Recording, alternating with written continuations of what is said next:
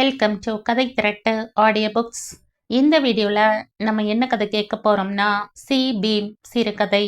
நம்ம சேனலை இதுவரைக்கும் சப்ஸ்கிரைப் பண்ணாதவங்க சப்ஸ்கிரைப் பண்ணுங்க. பக்கத்தில் இருக்கிற பெல் ஐகானை கிளிக் பண்ணி ஆல்ங்கிற ஆப்ஷனை ப்ரெஸ் பண்ணுங்க. இந்த வீடியோக்கு ஒரு லைக் கொடுத்துட்டு கமெண்ட் பாக்ஸை கிளிக் பண்ணால் ஹைப்புங்கிற ஆப்ஷன் வரும். ஹைப்புங்கிற ஆப்ஷனை கிளிக் பண்ணி இந்த வீடியோவை ஹைப் பண்ணுங்க.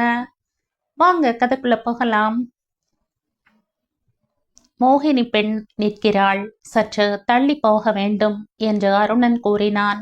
மீனம்பாக்கம் கண்ட்ரோல் டவரின் கீழ் ராடார் அறையில் அமர்ந்து கொண்டிருக்கும் சண்முகத்திற்கு நன்றாக கேட்டது. விமானத்தில் பேசும் ஒலிகள் அவன் காதுகளில் செருகி இருக்கும் கருவி வழியே வார்த்தைகளாக கிசுகிசுத்தன. பைலட் அருணன் கூறியது அவனுக்கு சிரிப்பை கொடுத்தது. சி பீம் என்று கூறப்படும் மேகக்கூட்டங்கள் விமானத்தையே பீஸ் பீஸாக கிழித்து பிச்சு உதறிவிடும். அதனால் தான் அவர்கள் அதற்கு அழகிய மோகினி, நாட்டி கேர்ள், நாஸ்டி லேடி என்றெல்லாம் புனை பெயரை வைத்து அழைப்பார்கள். இது சண்முகத்திற்கும் தெரியும். மழை பலமாக வருமா? அருணன் கேட்டான். வங்கக்கடலில் மையம் கொண்டிருக்கும் புயல் சின்னத்தை இந்திய வரைபடம் போல கோலமிட்டிருக்கும் உருவத்தை ராடாரில் சண்முகம் பார்த்து கொண்டிருக்கிறான். நீ அதற்குள் ஹோட்டலுக்கு போய்விடுவாய். புயல் சென்னையை தாக்காது. நெல்லூர், ஓங்கோல் பக்கம் போய்விடும். ஆனால் இரவு சென்னையில் நல்ல காற்றும் மழையும் இருக்கும். ராடாரில் தங்க புள்ளிகள் உருண்டன. நீண்ட தங்க ரேக் ஒன்று சுழன்று வந்தது. புயல் சின்னம் எப்படி இருக்கிறது? காலிஃப்ளவர்களாக கொத்து கொத்தாக இருக்கின்றன. சரியான சாப்பாட்டு ராமன்டா நீ. டே பார்த்து, கொஞ்சம் ரைட்ல வா. பல்லாவரம் மலையில இறக்கி தொலைக்காத என்று எச்சரிக்கை கொடுத்தான் சண்முகம். அடுத்த 10வது நிமிடம் பிளேனை ரன்வேயில் இறக்கி மார்ஷல் கொடுத்த டைரக்ஷனில் கொண்டு நிறுத்தினான் அருணன். பிறகு இறங்கியதும் வலது பக்கம் இன்ஜினை பார்த்தான். ஒரு லிங்க் வேலை செய்யவில்லை. எப்படியோ கொண்டு இறக்கிவிட்ட நிம்மதி. நித்திய கண்டம் பூர்ண ஆயுசான வாழ்க்கையாக இருந்தாலும் அந்தரத்தில் பறக்கும் த்ரில். தன் வழக்கமான வேலைகளை முடித்து கொண்டு சண்முகத்தை பார்க்க வந்தான் அருணன். அந்த பேச்சிலும் மனம் பதியவில்லை. மழைக்கு முன்ன ஹோட்டலுக்கு போய் சேருப்பா என்று அனுப்பிவிட்டான் சண்முகம். ஏர்போர்ட் பூராவும் சல்லடை போட்டு சலித்தாகிவிட்டது. ஏர் ஹோஸ்டஸ் மிருனாவை காணவில்லை. தான் வரப்போவதாக கூறியும் காத்திருக்கவில்லை. சண்முகம் அவளை பார்க்கவே இல்லை என்கிறான். உண்மையில் அவனுக்கு சென்னைக்கு வர வேண்டிய டியூட்டி இல்லைதான். மிருனாவை பார்க்கவென்று பம்பாயில் இருந்து டியூட்டியில் உள்ள பைலட் உடம்பு சரியில்லை என்று சொன்னதை வைத்து கொண்டு அவனுக்கு பதிலாக வந்திருக்கிறான். வந்து என்ன பயன்? ஹோட்டல் அறைக்கு வந்து அலுப்பு தீர வெந்நீர் ஷவரில் குளித்தும் மனம் நிதானத்திற்கு வரவில்லை. வானத்து நிலவுகளை நெஞ்சில் அலையடித்தன. மிருனாவை பார்க்க முடியவில்லை என்ற தவிப்பில் சண்முகத்துடன் கூட உற்சாகமாக பேசவில்லை. அவன் தப்பாக எடுத்துக்கொள்ள மாட்டானா? மிருனா அழகு பெட்டகம். இவளிடம் அருணன் மயங்கியதில் வியப்பே இல்லை. டியூட்டி முடிந்ததும் பம்பாய் நகரில் அவள் அருணனுடன் சுற்றாத இடம் இல்லை. Malabar Hill, Mahalakshmi temple, Marine Drive, Juhu கடற்கரை எல்லாம் அவர்களை பற்றிய கதைகளை கூறுமே. ஆனால் சமீப காலமாக மிருனா தன் டியூட்டியை கல்கத்தா, டார்ஜிலிங் பக்கம் போட்டுக்கொண்டாள். பம்பாய் ஏர்போர்ட்டில் அவளுக்காக காத்து கொண்டிருந்து ஏமாந்து போனான் அருணன். அவள் ஏன் வரவில்லை என்பது அவனுக்கு புரியவில்லை. அதனால் தான் அவனே நேரில் வந்து விட்டான். இப்பொழுது சண்முகத்திடம் சொல்லி புலம்பினான்.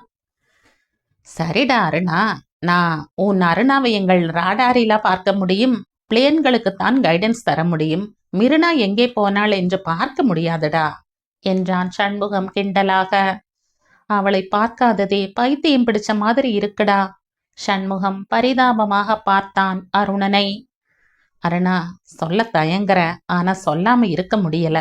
உன் மிருனா போற பிளான்ல செல்வம்னு ஒரு பிசினஸ்மேன் அடிக்கடி போறான். இந்த தகவல் எப்படி வந்ததுன்னு கேட்காத. ஒருத்தரை ஒருத்தர் விரும்புறாங்கன்னு நினைக்கிறேன் என்றான் Shanmugam. No, you are wrong Shanmugam, you are wrong. என் மிருனா அப்படிப்பட்டவள் இல்லை என்று கத்தினான் அருணன். அப்படி இல்லாட்டா எனக்கு ரொம்ப சந்தோஷம் என்றான் சண்முகம். அப்படியானால் சண்முகம் சொன்னதுதான் உண்மையோ? தான் வரப்போவதாக கூறியும் ஏர்போர்ட்டில் வந்து காத்திருக்கவில்லை என்றால்? வெளியே காற்றும் மழையும் அடித்து தள்ளியது. அவன் உள்ளம் குளிரவில்லை. இனிய சங்கீதமாக பெல்லை அடித்துவிட்டு சர்வர் கொண்டு வந்த ஆலு பரோட்டாவும் சாகுவும் பிடிக்கவே இல்லை. அவனுடன் ஹோட்டலுக்கு வந்தால் மிருனா இவைகளைத்தான் விரும்பி சாப்பிடுவாள். மிருனா, என்னை ஏன் இப்படி பைத்தியமாக அடித்து விட்டாய்? உணவு வகைகள் தொண்டையை அடைத்தன.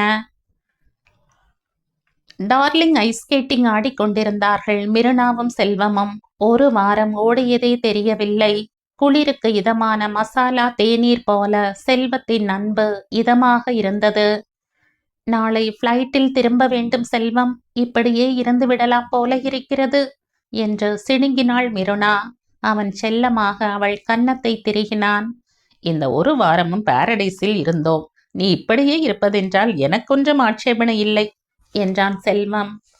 இந்த பாரடைஸ் என்றும் எனக்கே சொந்தம் என்று நினைக்கிறேன். மிருனா செல்வத்தின் கரத்தை எடுத்து தன் நெஞ்சில் புதைத்து கொண்டாள். இதில் என்ன சந்தேகம்? இந்த செல்வத்தின் நெஞ்சில் உனக்கு என்றும் இடம் உண்டு மிருனா. ஒரு வாரத்தின் இன்பமும் நினைவில் சுவையாக தங்க அவள் பிளேனில் இனிப்புகளை வழங்கி கொண்டிருந்தாள். செல்வம் விமான நிலையம் வரை வந்து வழி அனுப்பினான். செல்வம் வாலிப்பும் இளமையும் அழகும் கொண்டவன் தனக்கு கிடைத்தது எவ்வளவு பெரிய அதிர்ஷ்டம்! இந்த இன்ப நினைவுகள் நெஞ்சில் புரண்டு அவளை தாலாட்ட சென்னையில் இறங்கினாள்.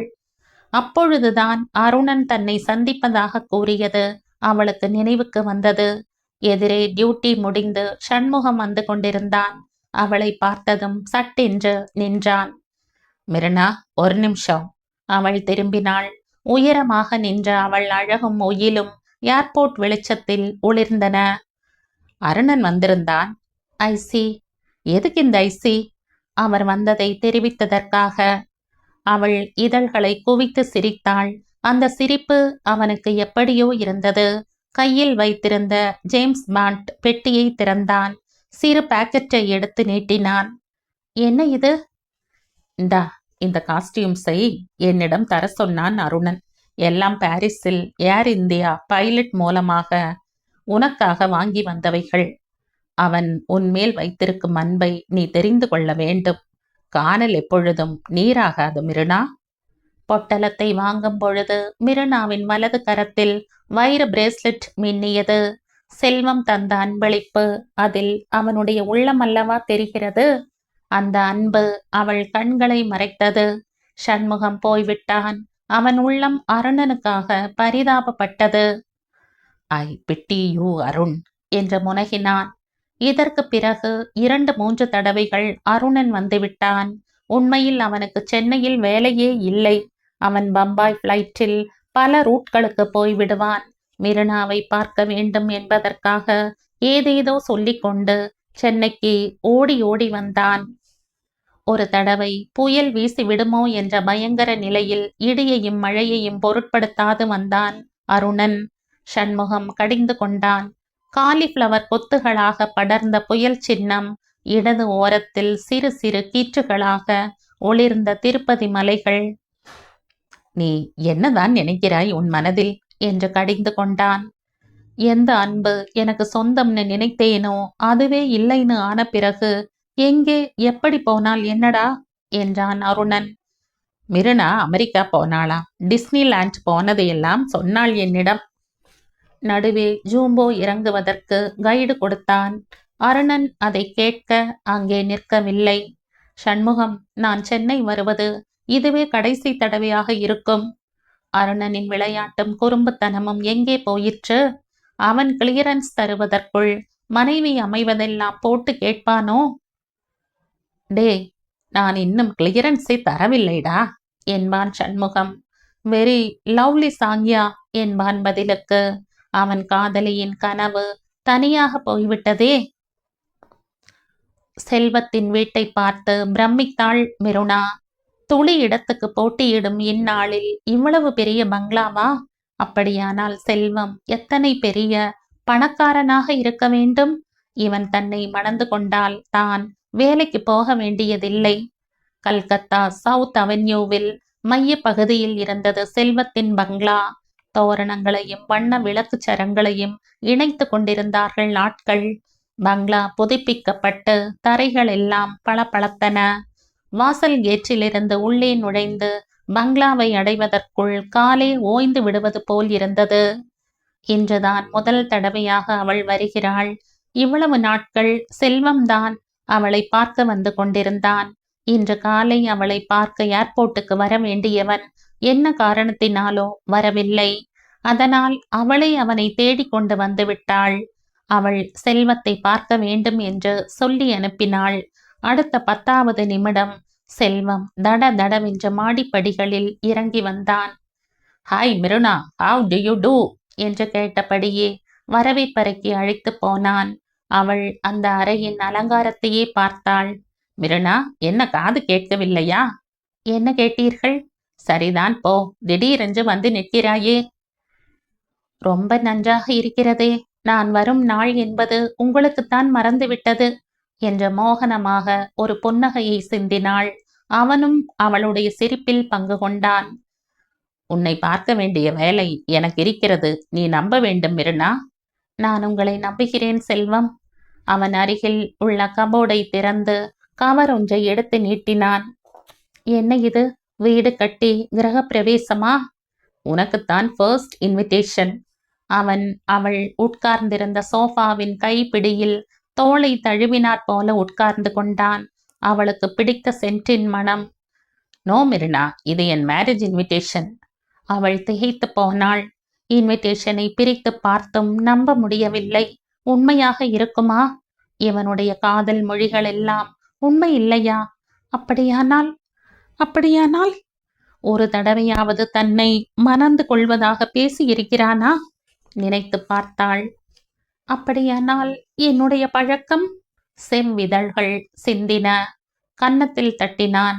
You are my business partner. வரப்போகிறவள் லைஃப் பார்ட்னர். இரண்டுமே டோட்டலி டிஃப்ரெண்ட். உன்னை இவ்வளவு சுலபமா விட்டு விடுவேனா? நம் நட்பு இப்படியே இருக்கும். என் கல்யாணத்திற்கு என்ன பிரசன்டேஷன் வேண்டும் சொல்லு. அவளால் அழவும் முடியவில்லை. என்னை ஏன் ஏற்றுக்கொள்ள முடியவில்லை? தொண்டையிலேயே சிக்கிக் கொண்ட வார்த்தைகள். என்ன மிருனா, வரப்போகிறவள் என் அப்பாவுக்கு தெரிந்தவர் வீட்டு பெண். இந்த வீட்டுக்கு சமமான அந்தஸ்து உடையவள். உதடுகளை கடித்து கொண்டாள். பிறகு எழுந்து விட்டாள். ஏன் எழுந்து விட்டாய் மிருனா? வா, எங்கேயாவது போய் வரலாம் தடுத்தான் அவன். வெரி சாரி செல்வம். காதலுக்கு ஒரு ஸ்டேட்டஸ், கல்யாணத்துக்கு ஒரு ஸ்டேட்டஸ் வேண்டும் என்பது இப்பொழுதுதான் தெரிந்தது. உங்கள் கல்யாணத்துக்கு வந்து வாழ்த்தும் மன உறுதி எனக்கு இல்லை. என் வாழ்த்துக்களை இப்போதே தெரிவித்துக் கொள்கிறேன். அவள் விடுவிடுவென்று நடந்தாள். பம்பாய் ஏர்போர்ட். பெட்டியை திறந்ததும் மணக்கும் வாசனையைப் போல அருணனின் நினைவுகள் நெஞ்சை நிரப்பின. அவனை தேடிக்கொண்டு ஓடினாள் மிருனா. எதிரே சண்முகம் வந்து கொண்டிருந்தான். இவன் எங்கே வந்தான்? சண்முகம், அருணன் எங்கே? கேட்கும் பொழுதே தயக்கம். சண்முகத்தால் சிரிக்க முடியவில்லை. மிருனா, அருணனை இப்பொழுதுதான் பிளைட்டில் ஏற்றிவிட்டேன். அவனுக்கு சென்ட் ஆஃப் கொடுக்கத்தான் சென்னையிலிருந்து பம்பாய்க்கு வந்தேன். நீங்கள் என்ன சொல்கிறீர்கள்? சண்முகம் இகழ்ச்சியாக நகைத்தான். செயற்கை கல்லை வைரம் என்று எண்ணி ஓடினாய். அருணனின் காதல் உன் கண்களில் படவில்லை. காலால் எட்டி உதைத்தாய். வீரமும் காதலும் ஒரு மனிதனுக்கு இரு கண்கள். காதல் கொண்ட கண் அருணனுக்கு குருடாகி விட்டதாம். வீரத்தையாவது தனதாக்கிக் கொள்ள துடித்தான். அப்படியானால் அவன் விமானப்படையில் சேர்ந்து எல்லைக்கு போய்விட்டான். அவள் இடி விழுந்தாற்போல நின்றாள். சண்முகத்தின் கண்களுக்கு அவள் ஒரு சி பீமாக, ஒரு மோகினியாக தோன்றினாள்.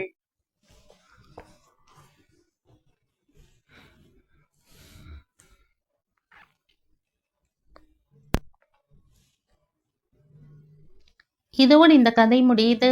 இந்த கதை உங்களுக்கு பிடிச்சிருந்தா லைக் பண்ணுங்க, ஷேர் பண்ணுங்க, சப்ஸ்கிரைப் பண்ணுங்க. மற்றும் ஒரு இன்ட்ரெஸ்டிங்கான கதையோட அடுத்த வீடியோல சந்திப்போம். பை. தேங்க்யூ.